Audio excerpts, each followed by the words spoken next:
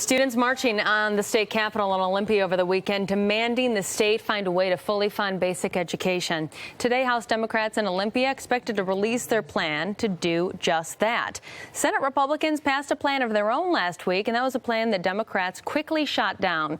Brandy is here with one of our state senators to talk about how those two sides can come together on this really important issue. Brandy. Yeah, Liz, good morning. Good morning, everyone. And we're joined by Senator Kevin Ranker, a Democrat. We had the Republicans on last week. We had to get one of the Democrats on this week. You and I have a little housekeeping to do before we get to the meat of this issue. Here we go. There was a tweet sent out by, we have it here, Rachel LaCourte, who covers Olympia for the Associated Press, that said during the debate on this budget, which is an important debate, Senator Kevin Ranker notes that several lawmakers are off the floor watching the Gonzaga game, says it's not respectful to constituents. You and I talked in the green room. I know you don't want to name names on this, but can you understand how I think people should deserve to know if their constituents during one of the most important debates of the year were off watching a basketball game? So there was at least 8 members of the Washington State Senate off in the wings watching the game, and it couldn't have been at a worse time either. We were in the middle of a very heated and very emotional debate on whether or not we were going to fund programs for homeless youth and for poor single moms. And people were teared up on the Senate floor, and that's when we hear from the wings just this barrage of yay, you know, screaming. I went over and told folks they needed to calm down, and we had a little back and forth. And then one of the members came out and put it up on their laptop computer on the Senate floor, and folks walked it, which I just think is incredibly disrespectful. Well, and look, I know you don't want to be a snitch, and you don't want to name names, but to me, you know, during a time when you guys are having a hard time coming together for this important issue, that definitely stood out to me. So let's get to the meat of the issue. Yeah. House Democrats, I know you're in the Senate, but House Democrats are going to release their plan to fully fund education. I know that you don't want to preempt their announcement, but what do you know about that plan, the basics of it? How is it going to be significantly different from the Republican plan? Well, Democrats across the board believe that we should fully fund education and do it in a manner that doesn't gut the rest of the budget, which is what the Republican proposal did to some really serious programs and very important programs here in Washington State.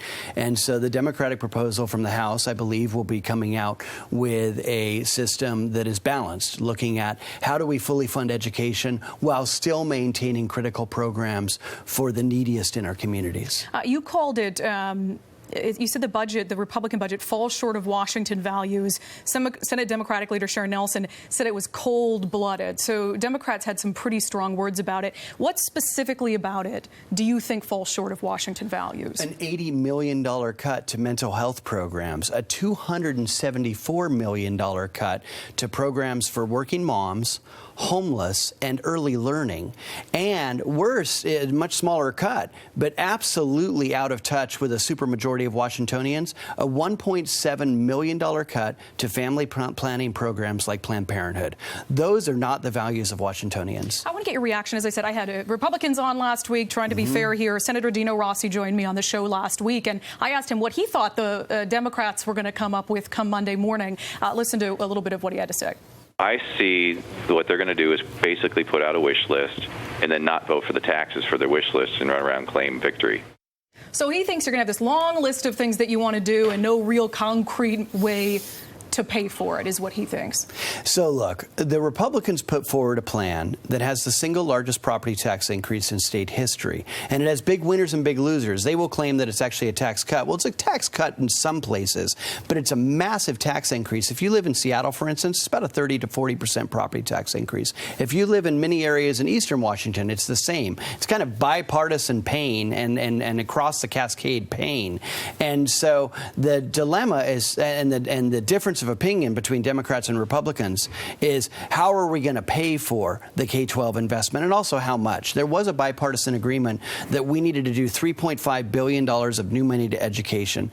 The Republican proposal only puts in between $400 and $800 million total over the 4-year balanced budget, and we think that you should do quite a bit more. We also, however, don't believe that you can entirely rely upon property taxes. You've got to have another form of revenue, maybe a carbon tax, making polluters pay, or maybe a high earner capital gains tax, but something else other than just relying on property tax. That the governor has floated. Yeah, let's get to the heart of this issue, and I want to be very frank and have a very frank discussion about this. This has taken too long for you guys to get together. This is your paramount duty to fund our children's educations. And I don't care if you have a D next to your name or an R next to your name.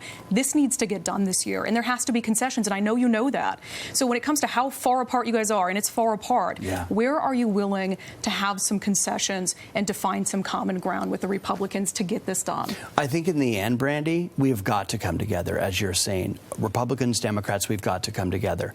And what we're saying is that just relying on property taxes is unacceptable. What they're saying is consideration of any other tax is unacceptable. So there's the barrier. This is where we've got to break down, and we've got to have a bold and thoughtful conversation of what are the alternatives? How can we come together and do more than just a few $100 million, but truly, and it's not about the Supreme Court. It's not about our Constitution. It's that fully funding our children's schools is what we should be doing as lawmakers. It's one of the most important things that you could do as lawmakers. Absolutely.